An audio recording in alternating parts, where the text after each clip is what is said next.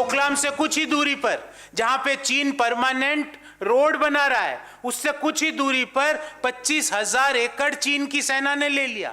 भारत में अरुणाचल के अंदर हमारी सीमा में गांव बस रहे हैं, डोकलाम से कुछ ही दूरी पर भूटान की सीमा में गांव बस रहे हैं। प्रधानमंत्री जी, आप चुप क्यों हो? सुन लिया आपने।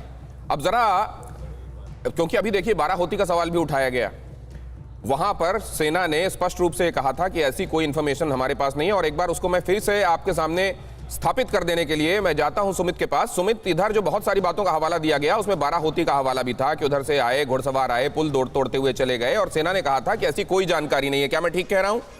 बिल्कुल बिल्कुल। देखिए, सेना ने साफ तौर पर कहा था कि ऐसा कुछ नहीं हुआ, कि कन्फ्रंट्रेशन हुआ हो। मैं आपको बार बार ये बात कह रहा हूं कि सबसे बड़ी दिक्कत, क्योंकि कोई भी डिमार्केटेड लाइन नहीं है, ये परसेप्शन पर है। चीन लगातार अपनी क्लेम लाइन के ऊपर बात करता है, भारत अपनी क्लेम लाइन। लेकिन बात यह है कि दिनेश, मैसिव स्केल में जब रीइंफोर्समेंट आता है, मैसिव स्केल में जब फोर्सेस आगे आ जाती हैं, तो वो एक रेड फ्लैग इशू होता है। यानी एक रेड फ्लैग खड़ा देखा जाता है कि भाई अब अगर इतनी तेजी से कोई सामने वाली सेना आई है तो उसका मकसद क्या है, उसके पीछे की स्ट्रैटेजीज क्या है। तो उसी के बाद ये लगातार रीइंफोर्समेंट के लिए हमारा ये इंपॉर्टेंट बात कही। अब इसको लेकर सुमित मैं जाना चाहता हूं एक्सपर्ट के पास, मेजर जनरल संजय मेस्टन।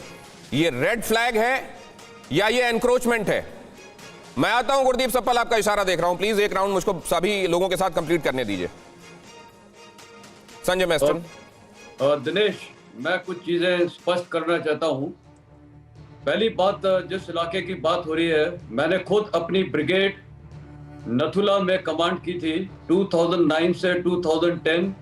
जो पूरा डोलम प्लेटो मेरी जिम्मेदारी या मेरी ब्रिगेड की जिम्मेदारी थी। दूसरा, उसके बाद मैं मिलिट्री ऑपरेशंस डायरेक्टरेट में एज अ ब्रिगेडियर था, DDGMOA, जो मेरा पूरा जिम्मेदारी था चाइना का बॉर्डर के ऊपर कंट्रोल रखना, मतलब पूरी मेरी जिम्मेदारी थी। और उससे पहले मैंने एज अ कर्नल 3 डिव जो लेह में है, वहां पर भी काम किया हुआ है as a colonel GS operational planning. तो मैं कुछ फैक्ट्स क्लियर करना चाहूंगा। देखिए, मैं एक सेना का रिप्रेजेंटेटिव होते हुए कुछ चीजें बोलना चाहूंगा। पहली बात, ये पॉलिटिकल डिबेट नहीं होना चाहिए और ना है ये देश की सुरक्षा का मामला है। अब बात कर रहे हैं हम लोग डोलम या डोकलम प्लेटो की। मैं पहली बात 2-3 चीजें बहुत स्पष्ट करना चाहता हूं। नंबर 1, जो इंफ्रास्ट्रक्चर डेवलपमेंट है, जब मैं वहां खुद ब्रिगेड कमांड कर रहा था 2009 में, जवाहरलाल नेहरू मार्ग एक्सेस को विस्तार से डबल लेनिंग किया जा रहा था, तो वो मेरे से भी पहले चल रहा था। अब उस समय किसकी गवर्नमेंट थी किसकी नहीं थी, उससे हमें कोई मतलब नहीं है। जहां तक सेना का सवाल है, सेना क्या करती है, मिलिट्री ऑपरेशंस डायरेक्टरेट में हम लोग अपना मिनिस्ट्री ऑफ डिफेंस को रिक्वायरमेंट पेश करते हैं, और ये एक्सेप्ट हुआ था, डबल लेनिंग हो रही थी। ठीक है। और इसी प्रकार जैसे ये शोक दरबुक एक्सेस है जो कारगिल ये लेह के इलाके में है, जो हमारे DBO को कनेक्ट कर रहा है, उधर भी ये चीजें अप्रूव हुई थी। मेरे ख्याल 2003 या 4 से ये रोड का प्रोजेक्ट चल रहा था, जो अभी तकरीबन पूरी कंप्लीट होने वाली है। नंबर 1।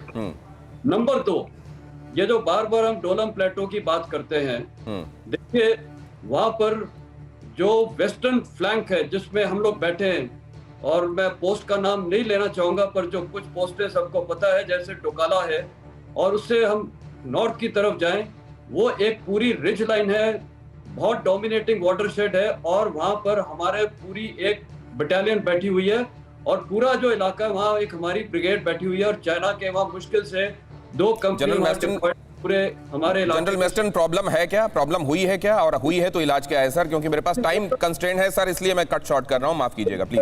टाइम का कंस्ट्रेंट मैं समझ सकता हूं। देखिए, फिर ये पॉलिटिकल डिबेट हो जाएगी। फैक्ट्स मैं क्लियर कर रहा हूं। जिस इलाके की हम बात कर रहे हैं, भूटान की, 2009 से मेरे इलाके से वो पूरा इलाका दिखता था जिसको हम मसांग क्योंडू रिज बोलते हैं। वो है, जैसे आपके रिप्रेजेंटेटिव ने बताया, डिस्प्यूटेड टेरिटरी है between China and between Bhutan. उस इलाके में 2009 से पहले रोड्स एंड ट्रैक्स बन रहे थे, वो विलेज उसके बाद ही बने होंगे। तो मैं कुछ चीजें स्पष्ट कर रहा हूँ। अब आप उसको अनुमान लगा सकते हैं इंक्लूजन हुआ है या नहीं हुआ है, वो लोगों के ऊपर है उसको समझना। ठीक है, आपने कहा कि मैंने फैक्ट्स